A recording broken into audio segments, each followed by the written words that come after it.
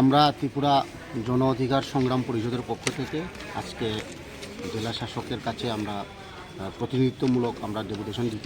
এইমাত্র আমরা ডেপুটেশন দিয়েছি। বিশেষ করে আমাদের এই রানীরবাজার কৈত্রাবাড়িতে যে 25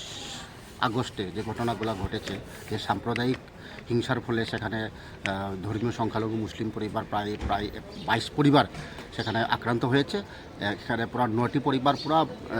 আগুনে ভস্মীভূত করা হয়েছে এবং সেখানে গাড়ি বা বাইক প্রায় 12-13টা গাড়ি বাইক সেখানে পুরো ভস্মীভূত করা হয়েছে এবং সেখানে আগুনে পুরার পাশাপাশি সেখানে অনেক গৃহপালিত পশু এবং বিভিন্ন সেখানে লুটপাট করা হয়েছে, হাঁস মুরগ সেখানে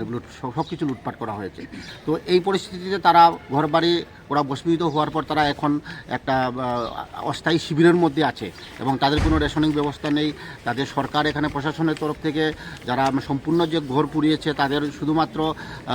12,000 করে দেওয়া হয়েছে এবং বাকিদের 7,000 করে দেওয়া হয়েছে। তো এই পরিস্থিতির মধ্যে সেখানে যে আধা সামরিক বাহিনী বা পুলিশ মোতায়েন ছিল সেটাও উঠিয়ে নেওয়া হয়েছে। আজকে তাদের অবস্থা খুব একটা মানবেতর তারা জীবনযাপন করছে। আমরা ত্রিপুরা গণসংগ্রাম জন অধিকার পরিষদের পক্ষ থেকে আমরা দাবি করছি, বিশেষ করে আমরা 4 দফার দাবি নিয়ে এসেছি যে সরকারের পক্ষ থেকে এইসব পরিবার যাদের ঘর বাড়ি পুড়িয়ে দেওয়া হয়েছে এবং সেখানে সরকারের তরফ থেকে যে ঘর বাড়ি বানিয়ে দেওয়া হোক এবং প্রত্যেক পরিবারকে 10 লক্ষ করে যাতে ক্ষতিপূরণ দেওয়া হোক এবং যতদিন পর্যন্ত তারা কোনো কিছু করতে পারেনি সরকার তাদেরকে ফ্রি রেশনের ব্যবস্থা করা হোক এবং যারা শিশুরা যারা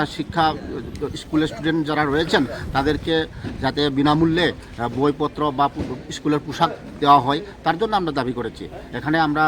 আজকে ডিএম সাহেব ছিল না এবং আমরা এডিএম মহোদয়ের সাথে আমরা ডেপুটেশন মিলিত হয়েছি। উনি আশ্বাস দিয়েছেন সরকারের কাছে আমাদের ডেপুটেশনের দাবিগুলো পেশ করবেন এবং উনি বলেছেন যে এখানে আরও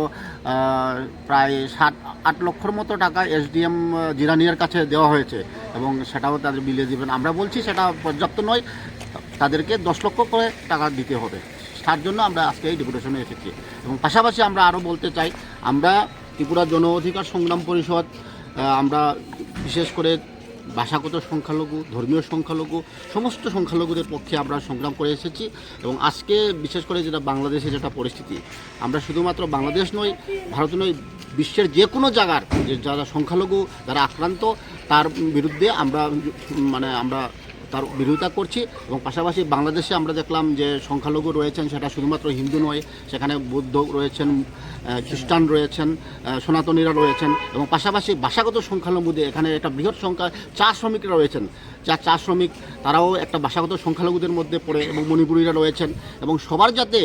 তাদের নিরাপত্তা দেওয়া হোক এবং বাংলাদেশের সরকার ইউনিসের যে অন্তর্বর্তী সরকার তাদের কাছে আমরা এই দাবি জানাচ্ছি, তাদের জানমাল এবং তাদের নাগরিকের সুরক্ষার দায়িত্ব রাষ্ট্রে নিতে হবে এবং সেই শুধুমাত্র বাংলাদেশ নয়, ভারতবর্ষেও যে সংখ্যালঘু নির্যাতন চলছে তার বিরুদ্ধেও আমরা রুখে দাঁড়াচ্ছি এবং আমরা দাবি করব সংশ্লিষ্ট সরকারগুলো সংখ্যালঘুদের যে তাদের নিরাপত্তা এবং তাদের জানমালের দায়িত্ব নেওয়া হোক, এই কথা আমরা উল্লেখ করলাম। আপনার পরিচয়? আমি কে ধীরেন্দ্র সিংহ, আমি ত্রিপুরা জন অধিকার সংগ্রাম পরিষদের অ্যাডহক কমিটির একজন প্রস্তুতি কমিটির মেম্বার।